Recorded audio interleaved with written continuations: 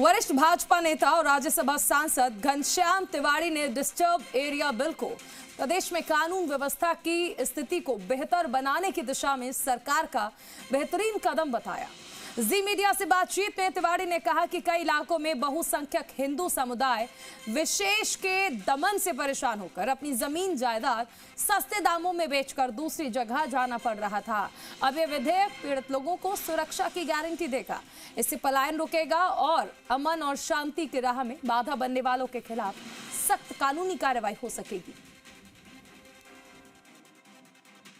भजनलाल सरकार विधानसभा के इसी सत्र में डिस्टर्ब एरिया बिल लेकर के आ रही है। इस बिल को लेकर आने के मायने क्या हैं, आइए बात करते हैं राज्यसभा सांसद घनश्याम तिवारी से। तिवारी साहब, क्या जरूरत पड़ी सरकार को इस तरह का बिल लेकर आने की? क्या आपको लगता है कि ये वक्त की ज़रूरत थी जिसकी वजह से सरकार मजबूर हुई इस बिल को लेकर आने के लिए? देखो, ये बिल तो आना चाहिए था बहुत पहले ही।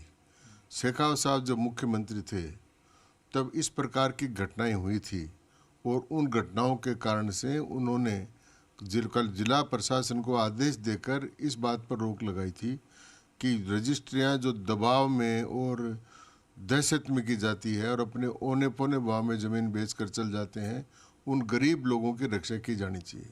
क्योंकि जयपुर में जो दंगे हुए थे और दंगों की पृष्ठभूमि के बाद में शेड्यूल कास्ट की बहुत सी कॉलोनियाँ थी जिन पर एक वर्ग के लोगों ने दबाव डालकर काम किया और औने पौने भाव में उनकी ज़मीन को खरीद लिया। तो इस प्रकार की बहुत सी शिकायतें थी और इसके अलावा 1000 किलोमीटर लंबी सीमा है राजस्थान की।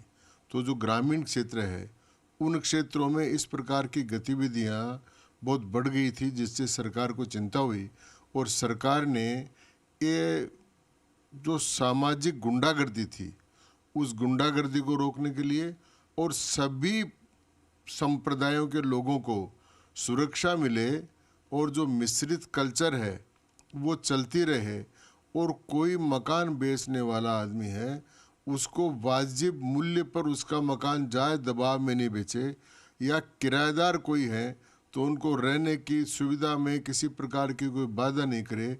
इसके लिए सामाजिक सौहार्द के लिए ये कानून बनाना अत्यंत आवश्यक था और सरकार ने कानून बनाया। इसके लिए मैं सरकार को बहुत बहुत बधाई देना चाहता हूँ। क्या आपको लगता है कि इस विधेयक के कानून बनने के बाद कुछ जो चिन्हित इलाके हैं उनमें क्या पलायन रुक जाएगा? क्या सांप्रदायिक तनाव की जो घटनाएं हैं वो होना बंद हो जाएगी? बिल्कुल हो जाएगी, निश्चित रूप से हो जाएगी। क्योंकि जो सरकार जिस एरिया को डिस्टर्ब्ड एरिया घोषित करेगी उस एरिया में इमूवेबल प्रॉपर्टी के लेन देन में और किराएदारों के जबरन मकान खाली कराने में, इन सब मामलों में जिला कलेक्टर की प्रशासन की परमिशन लेनी होगी और उनकी परमिशन में जब भी वो संतुष्ट हो जाएंगे और बेचने वाला ये एफिडेविट देगा कि मुझे उचित मूल्य मिल रहा है और उसके जो दो पड़ोसी भी ये कहेंगे कि इस व्यक्ति के यहाँ आने से हमें कोई आपत्ति नहीं है, उसके बाद में उसको अपनी प्रॉपर्टी बेचने का हक होगा। तो एक प्रकार से दबाव में, भय से, आतंक से और अन्य किसी प्रकार के असामाजिक कार्यों से जो लोग जबरन भूमि भवन खरीदना चाहते थे उन सब लोगों पर यह प्रतिबंध लगेगा।